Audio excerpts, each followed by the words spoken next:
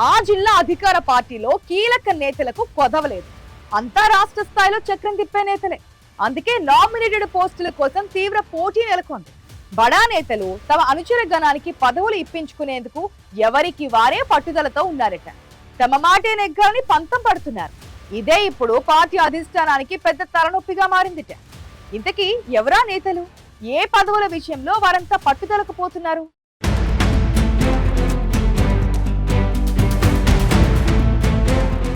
ఉమ్మడి నిజామాబాద్ జిల్లా అధికార పార్టీ కీలక నేతలకు అడ్డా. కాంగ్రెస్ పార్టీ హేమీలు ఇందూరు నుంచే ప్రాతినిధ్యం వహిస్తున్నారు. ముఖ్యంగా టీపీసీసీ చీఫ్ మహేష్ కుమార్ గౌడ్ తో పాటు సీనియర్ నాయకులు, ప్రభుత్వ సలహాదారు హోదాలో ఉన్న సుదర్శన్ రెడ్డి, పోచారం శ్రీనివాస్ రెడ్డి, షబ్బీర్ అలీ నిజామాబాద్ జిల్లా నేతలే.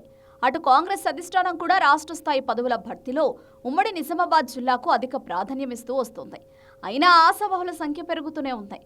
తాజాగా సహకార సంఘాల పాలక వర్గాలు డీసీసీబీ, డీసీఎంఎస్ పాలక వర్గాలను నామినేటెడ్ విధానంలో భర్తీ చేసేందుకు రాష్ట్ర కేబినెట్ నిర్ణయం తీసుకుంది. దీంతో ఉమ్మడి నిజామాబాద్ జిల్లాలో సహకార సంఘాల పాలక వర్గ పదవులతో పాటు డీసీసీబీ, డీసీఎంఎస్ పీఠాల కోసం అధికార పార్టీ నాయకులు ఎవరికి వారే గట్టి ప్రయత్నాలు మొదలుపెట్టారు. కేబినెట్ నిర్ణయం వెలువడిన కొన్ని గంటల్లోనే రంగంలోకి దిగిపోయారు.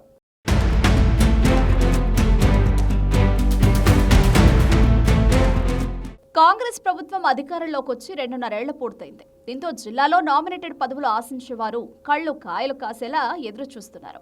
గ్రామీణ ప్రాంతాల్లో రాజకీయ, ఆర్థిక అంశాలతో ముడిపడి ఉన్న సహకార సంఘాల పదవులకు డిమాండ్ బాగా పెరిగింది. సర్పంచ్ ఎన్నికలు పూర్తి కావడం, పరిషత్ ఎన్నికల ప్రక్రియ ఆలస్యం అవుతుండటంతో పాటు రిజర్వేషన్ల లెక్కలేసుకుంటున్న నాయకులు సొసైటీ పదవుల కోసం తీవ్రంగా ప్రయత్నాలు చేస్తున్నారట. నామినేటెడ్ పోస్టుల కోసం హైదరాబాద్ వెళ్లి కీలక నాయకులను వరుసగా కలుస్తున్నారు. కేబినెట్ నిర్ణయంతో సహకార పదవులు అధికార పార్టీకి గంపగుత్తగా దక్కనుండడంతో పైసా ఖర్చు పెట్టాల్సిన పనిలేని పదవుల కోసం ఆశావహులు పట్టు వదలకుండా ప్రయత్నాలు చేస్తున్నారు. డీసీసీబీ, డీసీఎంఎస్ చైర్మన్ హోదాల కోసం బడా నేతలు, డైరెక్టర్లు, సొసైటీ చైర్మన్ల పదవుల కోసం ద్వితీయ శ్రేణి నాయకులు తర్వాత తమ చిన్న చితక పదవులైనా దక్కకపోతాయా అని ముఖ్య నేతల అనుచరులు, చిన్న నేతలు ప్రయత్నాలు ముమ్మరం చేస్తున్నారు.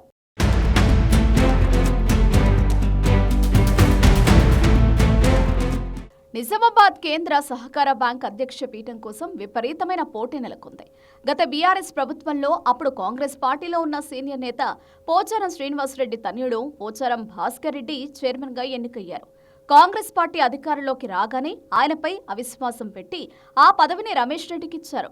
రమేష్ రెడ్డి కూడా బీఆర్ఎస్ నుంచి కాంగ్రెస్ పార్టీలోకి వలస వచ్చిన నాయకుడే. అయితే ఇప్పుడు పోచారం కాంగ్రెస్ పార్టీలో ఉన్నారు. దీంతో మళ్లీ పోచారం భాస్కర్ రెడ్డికి పదవి ఇచ్చే అవకాశాలు కనిపిస్తున్నాయట.